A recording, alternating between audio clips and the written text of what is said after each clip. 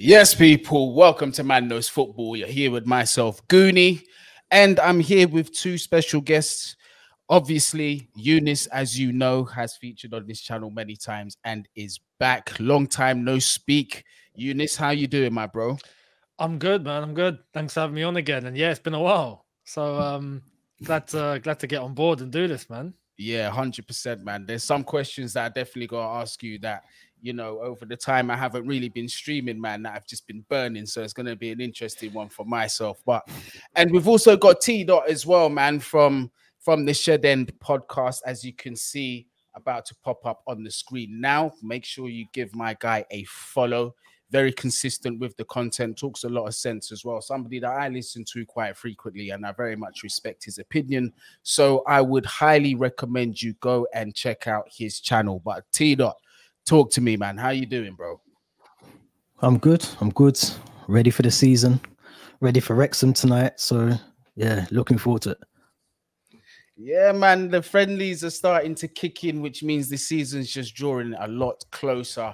And obviously, the massive talking point is the transfer window for every single team.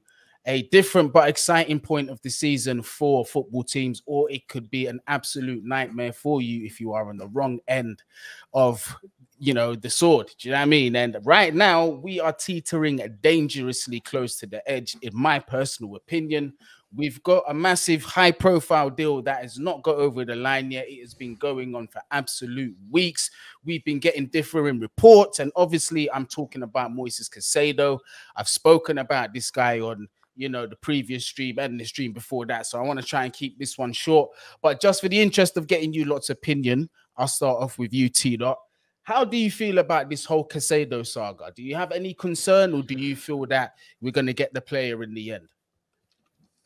I think it's not a concern. I don't think it's a concern at the moment. I think player wants to move. I think his destination, I think from what I've read, personal terms isn't an issue. I think they've already been agreed.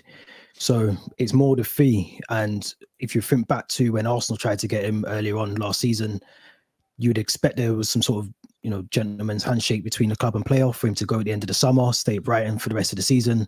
So I think it's more just negotiations and just getting those over the line now. I don't think it's a concern. It's a concern that we don't have a very nice midfield to look at the moment, but I think we'll get it over the line. I think, we got a nice game over the weekend against Brighton. I'm hoping that is the time for everyone to sit around a lovely table and get that deal done.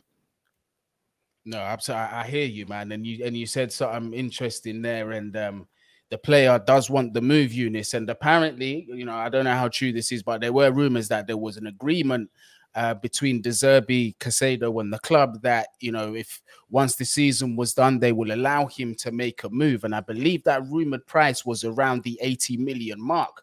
But it 70. seems, it's 70 million. Well, I stand corrected then. But it seems that they're looking to push a little closer to the 100 million mark. Personally, I don't think it's going to take that much to get Moises Caicedo. I think it's more about the payment structures. But just give us your feelings on this transfer so far. Yeah, no, for me, look, I'm obviously there's panic, and we've got PTSD from previous deals that have taken weeks and months. And you remember when Kai Havertz was coming to the club, man? That went on for about a lifetime. So, yeah, this is sometimes what we have to go through. But with this deal, personally, I'm optimistic. I share what Theo said as well, man. I think it'll get across the line. When people bring it up, I always say calma, because I think there's no problem. Personal terms already agreed. But as you said, it's a matter about the fee. And I was shocked to actually hear the whole thing about an agreement being done for the summer, and now Brighton have backtracked, because I initially thought Chelsea were just starting off really low, as any business tactic goes. A normal negotiation, you start low. That's just wise, instead of just giving everything that the others want straight away. But no, turns out that, in fact, Brighton had an agreement with Caicedo, and now they've kind of backtracked because they feel like they can get more money, because Declan Rice went to Arsenal for 105 or 120 total. Yeah. So, bloody Arsenal wrecking everything for us at this point. So, I do think Caicedo will come to Chelsea. I just think it'll be a case when it's sorted out in the States, he'll jump over from the Brighton camp to the Chelsea camp and it'll be done. And hopefully for about 80 mil.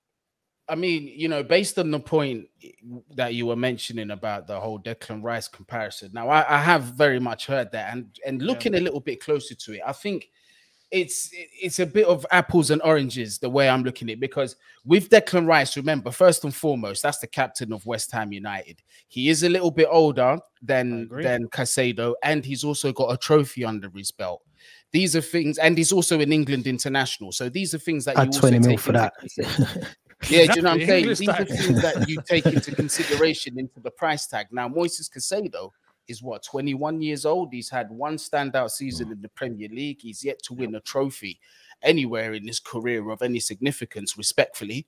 So they can't really mirror that price tag. Do you know what I mean? So that's why I think it's not going to touch that 100 million mark. If they do, I think Chelsea, you know, we've been bumped a little bit there, but we do desperately need the player. But hopefully we're going to get that one over the line soon. Me and T-Dot were speaking off camera. We were saying, you know, we need to get this over the line before the end of the week, because, you know, we've got other targets that we need to start looking at, because other teams around us, they're starting to get business done. Manchester United, for example, they started business quietly. Now they've obviously got Mason Mount under their belt.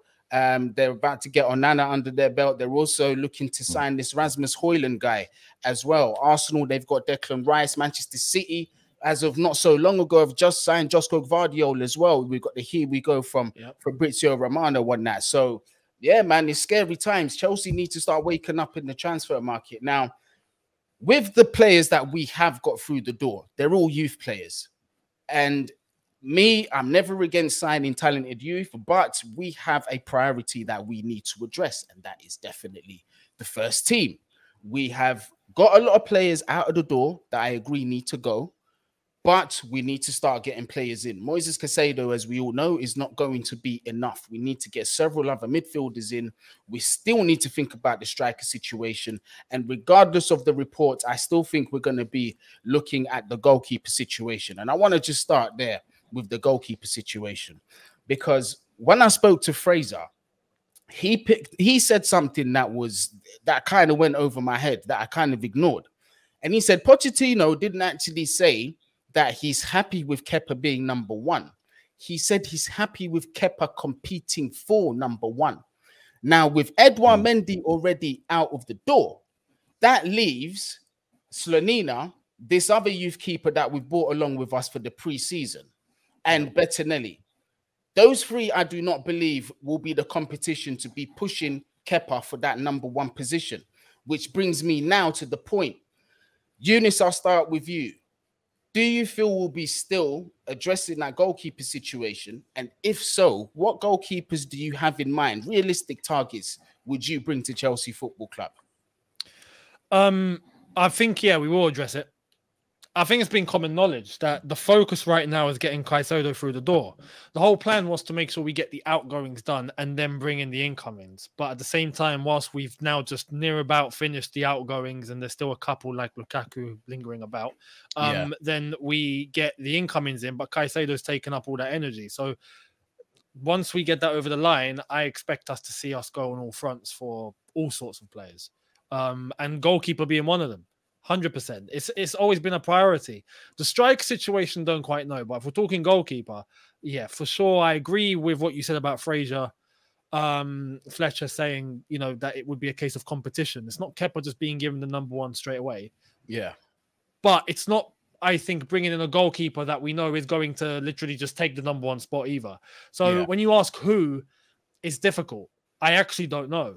And there's been no links. So you hear about Onana and you hear about Mike Mignon and you hear about these guys, even David Raya and all them. I don't know. It's difficult. I actually think we'll probably end up going for a goalkeeper a little bit under the radar. And then from there, maybe see if they can compete. That's my opinion. T-Dot. Remember, there's one goalkeeper that you just forgot to mention. And I've been going on about this guy for a little while. And that club is in a situation where they actually need to sell players. They need to raise, I think it's like 100 million euros or close to that to get themselves out of any kind of financial fair play trouble. And that team is Porto. And we're talking about that goalkeeper, Diogo Costa. It's rumored that, well, he does have a release clause of 75 million euros, but apparently Porto are willing to negotiate at around the 50 million mark. And if that's the case, would you take the chance of signing Diogo Costa for that price? I think we've got to. I think when you look at Kepa, who had moments last season where he looked okay, but we all know he's got a mistake in him. And same with Mendy, which is why he's been moved on. And I think you do need that competition as a goalkeeper. If you just have one goalkeeper that you know predominantly is going to be playing all your games for the season, you do become reluctant in goal. You become rusty. So you need someone who's going to be able to push you to another level. And I love him. Diogo Costa's a really good goalkeeper.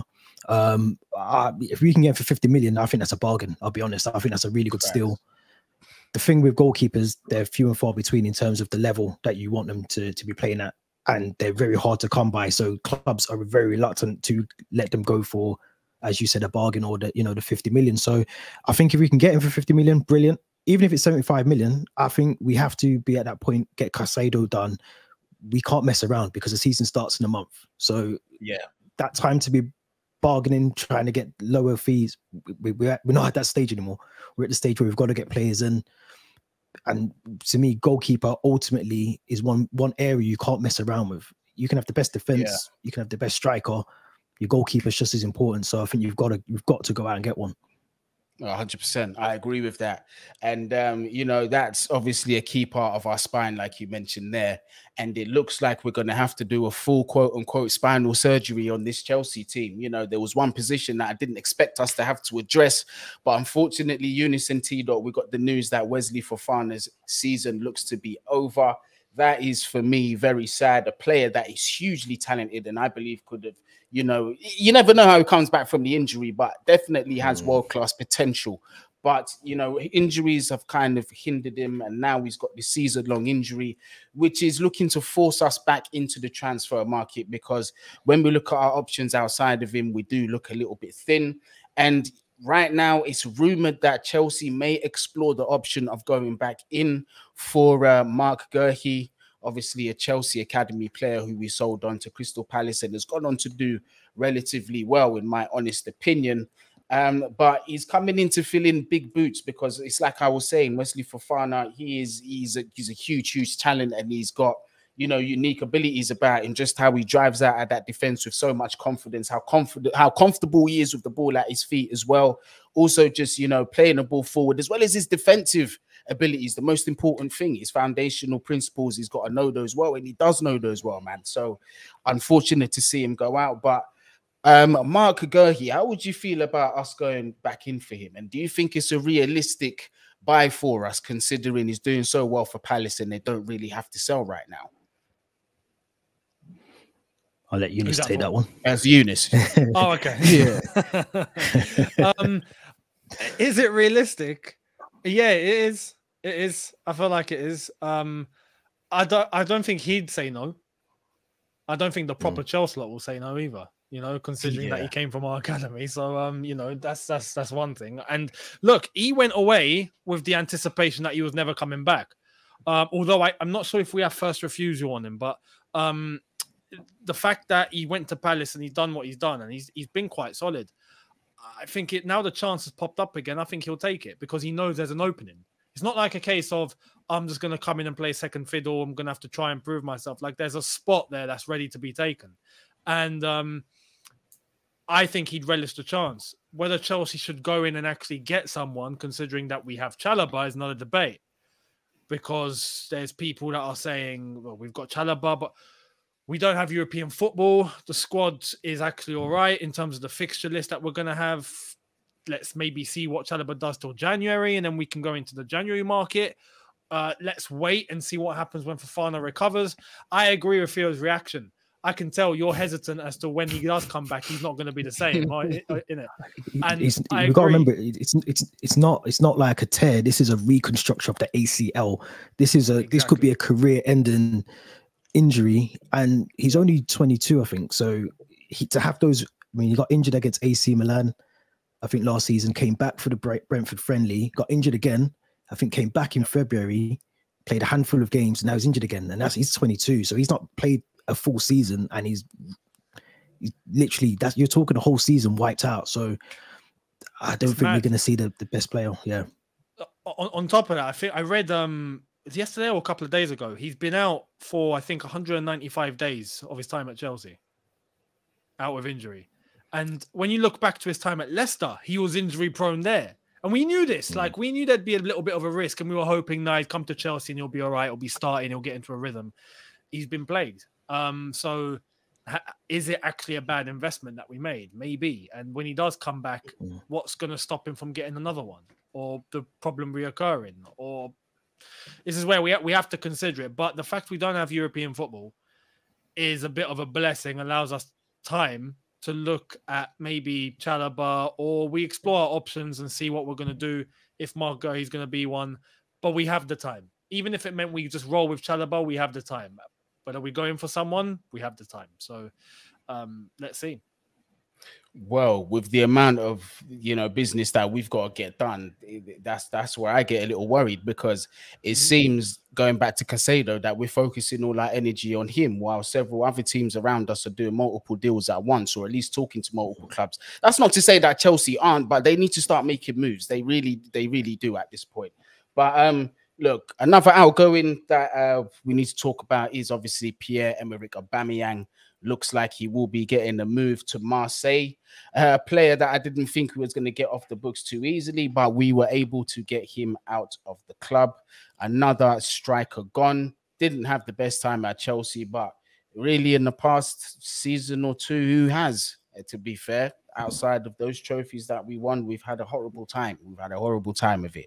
But Theo, Aubameyang, how do you feel about seeing him leaving Chelsea? I think I speak for every Chelsea fan when I say I'm glad he's gone. It was a bad move. You look back on it now, it was the wrong move, wasn't it? It was a move that was probably to appease Thomas Tuchel at the time, and it just didn't work. I heard he was on a big appearance fee, so that's why he wasn't part of the Champions League squad and all of these things. And then obviously the whole situation with Graham Potter as well. So I think, good player in his day. I'm sure he had brilliant time in Marseille. But yeah, I think we needed to get rid of him. My only worry now is addressing the elephant in the room. Lukaku still at the club. Yeah. What happens to him? Inter Milan have washed their hands of him. The Juve ultras have said, don't you dare sign for our club. He doesn't fancy moving over to Saudi to play in the league over there. So it worries me that we might stay with him. The reason we've allowed Aubameyang to go is because Pochettino's probably willing to give him an opportunity, which I'm hoping I'm wrong. So don't shoot me down, Chelsea fans. But I think Aubameyang was always going to go. He was never in Pochettino's plans. And, he never really got the right amount of games, I think, to show what he might be able to do still in the Premier League. So, I think we're trying to build for the youth, aren't we? We're trying to bring through a youthful team. He doesn't fit the profile of the players that we're trying to bring in. So he was always going to be one that we needed to get off the books. Yeah, that's what I mean. The books, we need to balance them out. No, 100%, man. Younes, Lukaku obviously mentioned there. He's got a bad rep with Chelsea fans. He's got a bad rep with Inter fans. He's not even at Juve, nor has he played for them, and he's already got a bad rep with their fans. And, there's only two options that may be left for him, and that is Saudi Arabia, and even that's looking slim right now, or having to stay at Chelsea. Now, where do you stand with Lukaku? Where do you stand in that situation? I think it's obvious, isn't it? I'm not going to say I want him to stay. No one does. So, no, look, what I think is going to happen, I think he'll go to Juve. I think Juve will come in. Right. Weirdly enough, and as crazy as I think they are, right? But I think they'll come in for him. As soon as Vlahovic leaves off to PSG, which I think will happen, I think they'll go and get Lukaku. And then good luck. At that point, good luck, Juve. I wish them the best, because I don't think they know what they're signing up for. But that's going to be their problem. I couldn't care less. With Lukaku, Chelsea have made it perfectly clear they don't want him at the club. And I know Poch has accepted that. And yeah, it's been made absolutely adamant he's got to go, and mainly because one key factor is because of that wage bill. 315k a week this guy's taking, brother. The moment we get rid of Lukaku, the wage bill is going to get alleviated like immediately from this pressure that's on it. In the same way Aubameyang had gone, and you know, maybe that was a miscalculation because we sacked Tuchel immediately after getting Aubameyang. But with Lukaku, there was different intentions, and he blew it himself. And he's blown it at Inter, and he's blown it everywhere he's been. So, yeah, as soon as he leaves the club, we're having a party. And you all invite him. Yeah, I'm with you on that one. And T-Dot, do you share the same feeling as Younes with the Lukaku situation? 100%. I think, you know, he made the issue difficult. I mean, he could have come back and he could have, you know, Chelsea fans were willing to give him the time.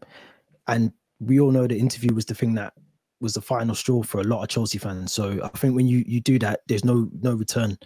And like I said, I think Pochettino wants to come in clean slate. He wants players that actually want to play for the club, coming into the club every day, training hard, playing for the badge, all of that stuff. And from the outside looking in last season, he could probably already tell that Lukaku was not one of the players. Should he get the job? Now he's got it. He didn't want him at the club anyway. So, and like Younes said, you know, that wage, when you think about what we could do with the wage that we would be saving from Lukaku, Caicedo, a goalkeeper, we need another striker. Can we really rely on Nicholas Jackson and Cuckoo, who I don't want to see play as a number 9. I want to see him as the 10. So we can't really rely on him. Broja, we can't say he's going to be back till maybe September, October, maybe even November, where we see him fully fit again.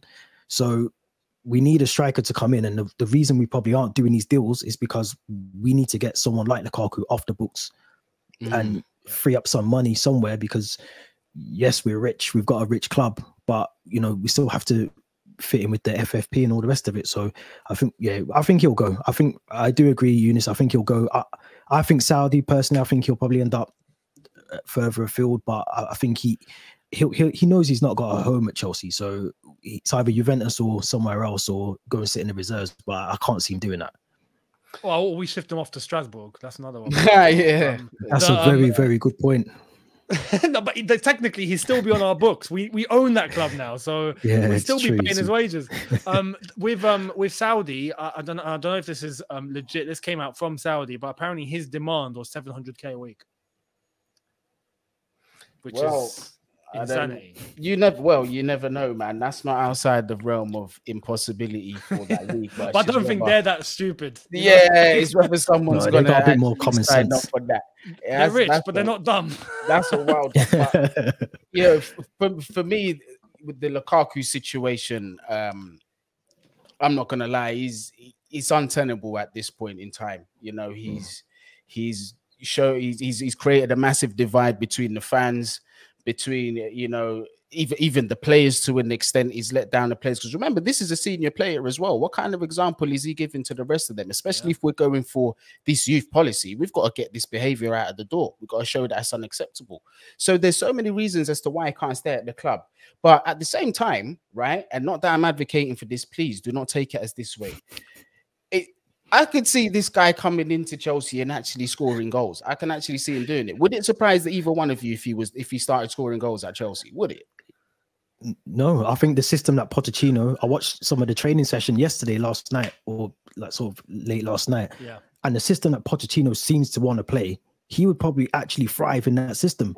The problem is, I don't want to see him in the club. So facts. And I said I speak for a lot of Chelsea fans. He would thrive in the system. He really would. With Nkunku, you think about Madueke, Mudryk on the other side as well. This formation, this whole what we're trying to build would actually work for Lukaku, but you can't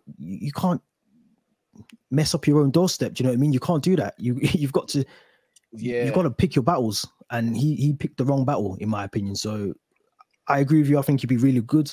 Part of me does think he might stay, because you got to remember, if we don't bring a striker when we need a striker, he's still contracted to the club, and you got to think the club see him as an asset, so they're not going to let him go for pennies, are they?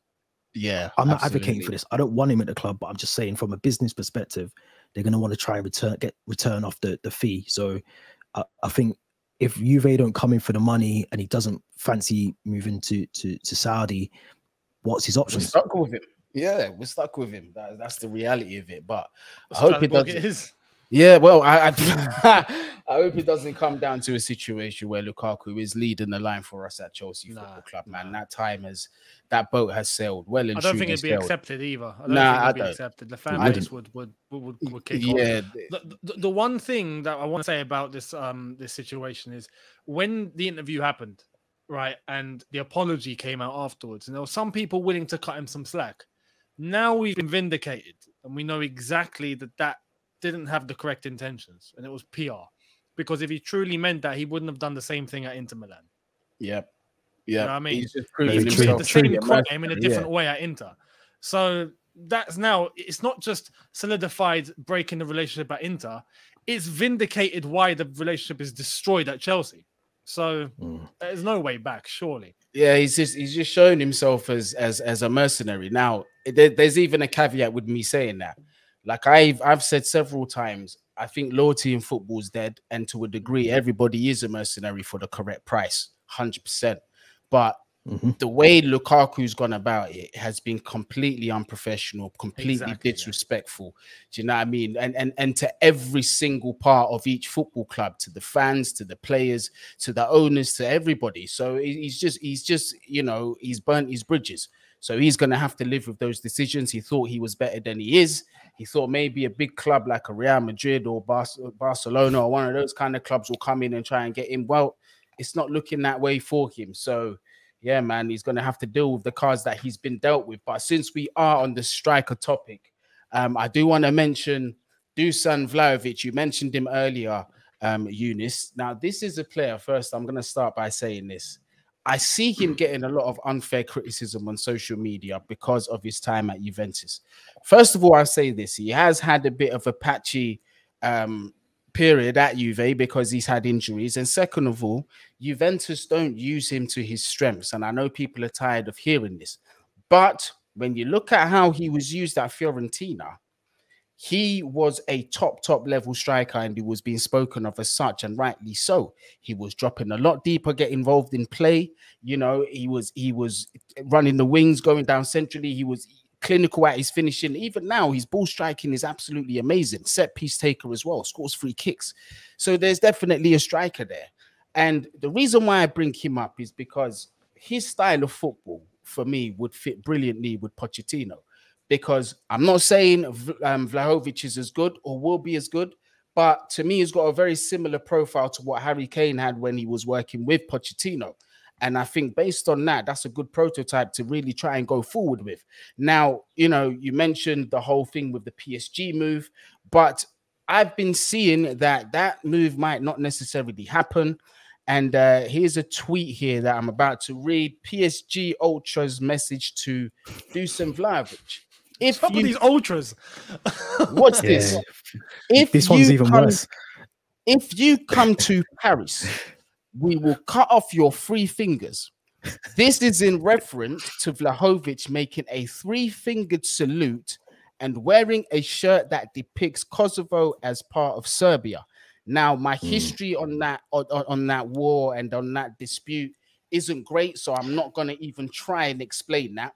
But what he did was definitely enough to annoy a section of that PSG fans for their ultras to come out and relay that message. But Younes, just give me your thoughts on that, because you look a little surprised. Are we talking about PSG here? Yeah. Or are we talking about Tirana FC? How have we got to PSG fans talking about Kosovo and what's going on over there? How's that happened? So, was there a threat being made because he done something in relation to Kosovo coming from PSG? How's what is like 95% of the ultras all Albanian or Serbian or Kosovan or what? Well, I don't know, but I imagine there's a lot of Albanians in France. So that's mental. Yeah, that's outrageous. And it sounds very truthful as well in terms of the threat. It carries weight by the sounds of it. So how old is he? Is he 23? He's 23 or 24 years old. He's 23, so he's still relatively young. I mean, I've always said we need someone who can score. This is the perfect season for us to try and get a striker that can score 15 to 20 goals a season. And I know that isn't easy. That's not an easy ask to just go and pick a big striker up who can do that. But we need someone who is going to be prolific. Our objectives this season realistically should be cup run and win one of FA Cup, Carabao Cup, and get back into the top 4. That should be what we minimum. That's minimum as well. That's just, we shouldn't be talking about winning the league this season, but we should at least get back into the Champions League. If we do that, we need to have a squad that is ready to then compete for the league, for later stages in the Champions League or whatever. So I don't want us to go and pick up a striker and then we have to go and get another striker to go and help us get to further into the Champions League or to try and win the league. We need to start thinking for next season already, or the next couple of seasons. So if that is him, then great. But I don't know. I mean, I'll be honest. I want someone who's going to be prolific, and I'm talking they've got to be comfortable, composed in front of goal. I don't know if you guys got to see Kai Havertz last night in the challenge, but we don't need we don't need someone like that up front. We need someone who's confident, and they need to be able to take penalties. They be able to left, right, both feet. It's hard. It's a massive ask. I get it, but I can comfortably say, and I can comfortably tell you that Dusan Vlahovic, with his eyes closed, is comfortably a better finisher than Kai Havertz. That much I can tell. Yeah, I think all three of us are probably better finishers than Kai Havertz. But look, Theo makes a very good point here, though, Younes. Ideally we want to get a striker that's guaranteed to get us buckets of goals. That's the idea. But when you look at the market as to who is available and who has the ability to do that, it's a little scarce right now. But are there any ideas that you wouldn't mind bringing into Chelsea Football Club? I mean, there's the argument. And to be honest, I would like to see a striker come in. I think we do need someone that's going to be like the number one. But there's the argument that we actually see what Nicholas Jackson is about first before making any decision. Yeah. And I go back to the point of we don't have European football. If we had European football, it would be absolutely key that we go and get someone who's a number one striker immediately. Right? I'm talking creme de la creme. Yeah. But because we don't have European football, we can cut a little bit of leeway because the schedule isn't going to be jam-packed. It's going to be one game a week. And we don't start the FA Cup up until November, December. And we have, Carabao Cup game in the second round. I think we're second round, aren't we? So we got to play that. But I think week after week, we will get enough time on the training ground for these players to grow. And maybe Nicholas Jackson can do a job. Broja comes back. Maybe he can do a job. Ultimately, though, I do think I would like to see a striker come in, though, there was the whole rumor of the list, which has been like completely destroyed by Fabrizio and everyone saying it was meant to be Martinez on there, Vlahovic on there. Those guys have just been like, apparently we're not even linked anymore. So it's like, who do we actually go and get? And that's the one question that leaves me to think, are we actually just going to stick with Jackson in that case? I've got something for both of you though. I got something I want to back up Younes's point a little bit. I'd love to see Jackson for the first half of the season, and the comments might grill me for this now. They might grill me, but there's a certain player that cannot play football for the first half of the season. Exactly. He's in the Premier League, Mr. Ivan Toney. I would love to see Ivan Toney at Chelsea. I would too. And I think we can give Jackson the opportunity to prove we don't even have to go for Toney, because if Jackson's the answer, then we've got our striker. But if we need someone and we know that he's proven he's a good goal scorer, he loves a penalty, let's test the waters of Brentford and see what they say, because I think he's a good striker. He's proven in the Premier League. He needs that step up for me as well. I think he needs to step up, and no disrespect to Brentford, but I think he needs that step up to a club that will be competing hopefully in the Champions League in the next season or so. And I think he can do that. I think Ivan Toney is a very talented striker. I also like him, but I'm very much of the opinion of we need something now, because look, if we equate it to like the goalkeeper situation, like I was saying earlier, let's say hypothetically, look, Aubameyang, there's no hypothetical. Aubameyang's gone. Dacho Fofana's gone out on loan. We scored a wonderful goal earlier. He just scored today, Brilliant goal, by the way. The way you've done the goalkeeper, chipped him. Lovely goal. He's out on loan. And Broja is coming back from a very serious injury, and like T. quite pointed out, might not be ready for the beginning of the season. So what happens if Jackson gets injured? That's the question. Where is his competition? If we sell Lukaku, there is no way I'm going to believe that Chelsea are going to go into the season with just Nicholas Jackson as an option, because essentially that's what you're doing if you're not getting any more strikers. So I do believe there will be strikers looked at, But again, I think this whole Caicedo situation is going to be key. I think it's going to be a point where once we get Caicedo out of the way, we're just going to see an influx of here we go from Chelsea. It wouldn't surprise me if that happened. And I do think a striker would very much be involved in that. But Ivan Toney, for me, yeah, I would. And the premise of, watching Jackson for the first half of the season, once again, it's not a bad idea, but it's just, are we willing to risk doing the whole entire first half of the season, hoping this guy doesn't get injured? And who knows, like, he might not even score goals the way we want him to score goals, or he might. You never know. So it's a massive risk that we're taking here. So I do think Chelsea will look at that situation. And another position that has come up in conversation is the left-back position. We've got Ian Maatsen that has come into the fold. Obviously, Cucurella hasn't had a great season. Lewis Hall has showed some great things, but apparently we're looking to loan him out. Ben Chilwell, very injury-prone, but good player on his day. So Ian Maatsen, for me, is a player that I believe we should be looking to keep. He's a player that I have watched on loan at Coventry Football Club, as my subscribers know. My stepdad is a massive Coventry football club fan. I used to go with him to games. I watched players such as, Jordan Henderson come through there on loan. I watched Callum Wilson come through there. McGoldrick come through there. Player after player, I watched them live come through and then go on to do things in the Premier League. So I know very much about Coventry Football Club. And yeah, it's... Last one I remember from Coventry was Gary McAllister, but go on. I was going to say Darren Huckabee. Gary McAllister. Darren Huckabee. So look, Ian Maatsen had a very good loan spell there, and ever since he's gone on to other clubs and has impressed pretty much everywhere he's gone. Burnley did want to make his move permanent for 30 million, but Chelsea, I don't know if they refuse the move or if they're stalling it, but Pochettino wants to see him in pre-season, and apparently Pochettino's like what he's seen. But should we be looking to keep this player, T-Dot, in the fold? I think so. I think we know from past experience with Ben Chilwell that on his day he's brilliant. We know that he can do the job that we need him to do, but we also know that he's going to get an injury at some point in the season. So can we? I'm sure I've watched a lot of Chelsea fans' YouTube channels, and they've all at some point criticized Cucurella, rightfully and wrongfully, more rightfully, for how he's played. And I think the only thing that kind of makes me think, okay, let's give him a fresh start is he's under a new manager who's got different ideas and probably wants him to do something slightly different than what Graham Potter or Frank Lampard wanted him to do.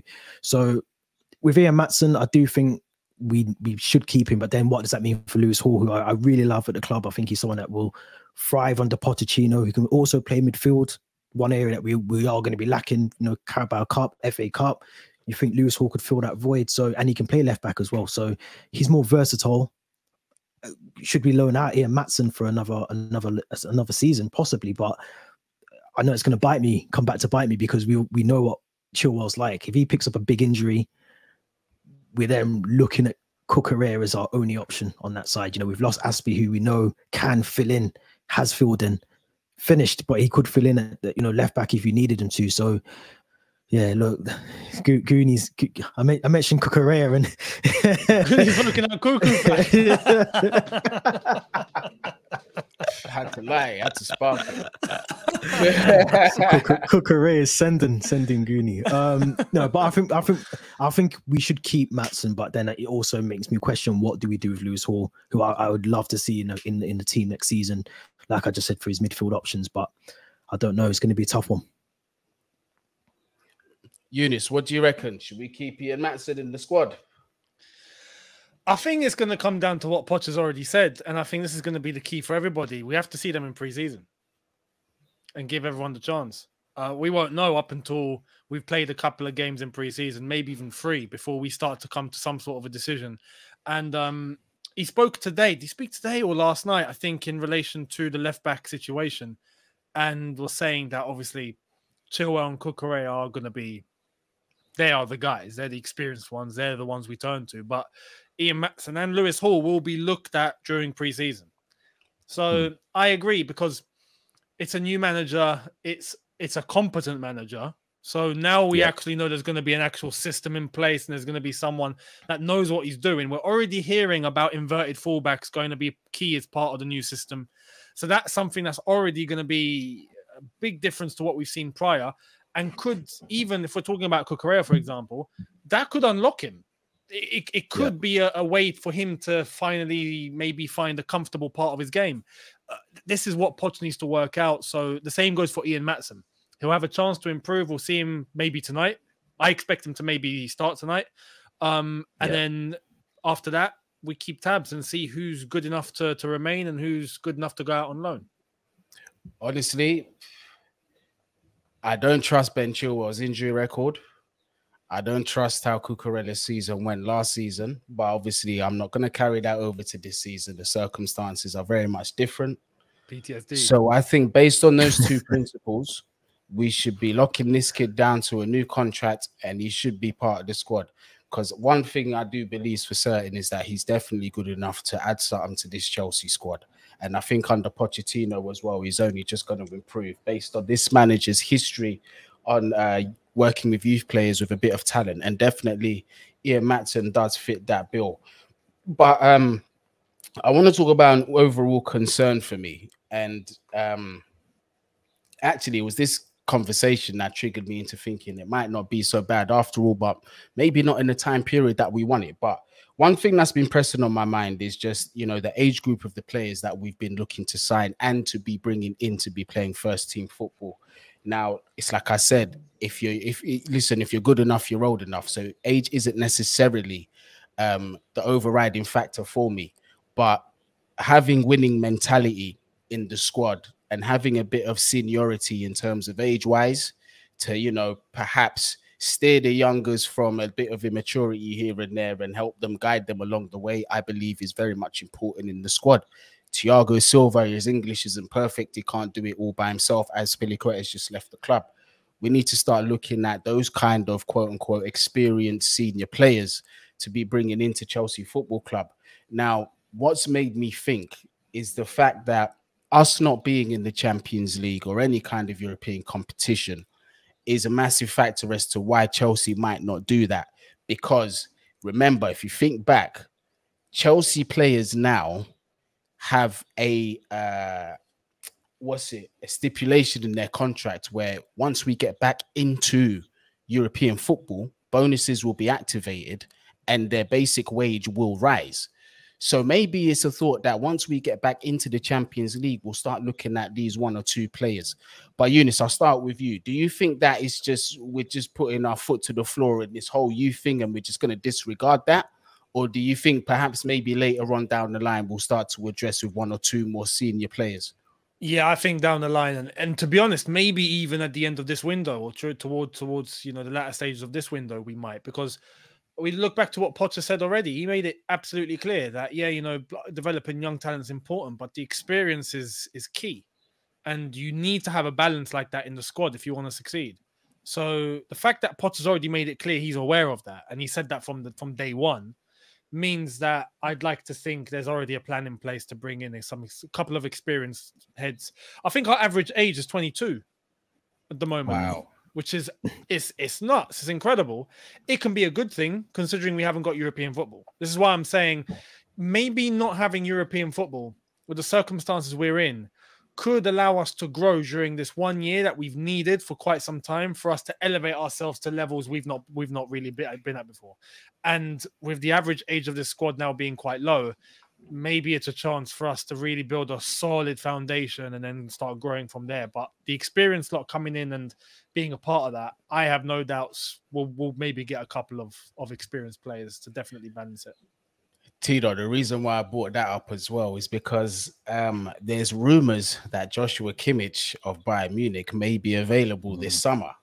And for me, when a player like that becomes available, if you can afford to bring him in, you do it, no questions asked, and you ignore whatever flipping wage structure that you've got for a talent like that. Now, how would you... Yeah, that's what I was going to ask you. Like, when quality like that becomes available, do you believe that Chelsea should just abandon this youth strategy and make an exception to that rule? Yeah, I think so. I think you got to bring you. I mean, I might be wrong, but I think maybe Sterling 28, Chilwell 26, Silva 38. So there isn't much when you talk about experience. There isn't much in terms of age-wise. There's not much. So you need someone that's going to bring in, who's played at the top level as well, Bundesliga, Champions League. You need someone who's going to come in and be able to nurture some of the youngsters. Especially some of our defenders. You look at Levi Colwell, Badia Shield. You look at, Fofana, 22. So, some of these players are going to need someone. I mean, we can't rely on Silva forever. He's going to be 40, 39, I think this year, 40, and then by the end of next season. So we can't rely on him forever. So yeah, I think we need to bring in a bit more experience. But another good thing as well, I think, and I know he's part of the academy setup, but just having John Terry around Cobham will help. Someone like him, you talk about winners mentality, he's got it all. So someone like him, and I don't know Poch's, I'm not going to say that I know all of his backroom staff or what they do, but I would assume some of them have that winners mentality in them as well to pass it down to the youngsters. But we've got to balance it out. You can't just have a bunch of really talented youngsters, which sounds good on paper, but you do need to balance it out and bring someone in that can, level it out a little bit. So for me, yeah, he's got to come in, regardless of wage, regardless of fees or whatever. You've got to bring him. I agree. And for me, if Kimmich is available, it's a no-brainer. Chelsea, whatever structure you have, you break it, you bring that player in, and we infinitely go up levels. That would be brilliant. Having him and Caicedo as options, I don't think anybody's going to be complaining at that. Do you know what I mean? But people, this stream has come to an end. I always enjoy talking football. I'm not going to make any promises as to when the next one's coming out, but videos will be coming back. They'll be trickling back. You get me? So look, make sure, obviously, if you live under a rock and you don't know where to find Younes, his link is obviously in the title of this video. You can click and subscribe right there. And as for Theo, you can find him on From the Shed End. As you can see, the clip is about to pop up now. This is where you can find Theo. Make sure you go and show some love. Proper Chelsea, like I said. Very good conversations he has on there. Very knowledgeable as well. So definitely worth a listen. And I've got a special shout out I've got to give to somebody. I've got to give a massive shout out to Solange, who's just gone through. Well, actually, massive shout out to Solange. I'm not sure if she wants me to share that information, but you already know what it is. It's love all day, every day. And people, big up yourselves. Thank you very much for tuning in. Leave your thoughts down there as well in the comments. Are you worried about the lack of quote unquote senior experience that we've got at Chelsea Football Club? Do you think it would be addressed? What kind of players would you like to see come into Chelsea? Who do you think could come in and fit the bill at Chelsea in terms of a striker to get those goals that we so badly crave? Let us know everything down there in the comments. Like, share, subscribe, all of that good stuff. Gareth Southgate out. Bless.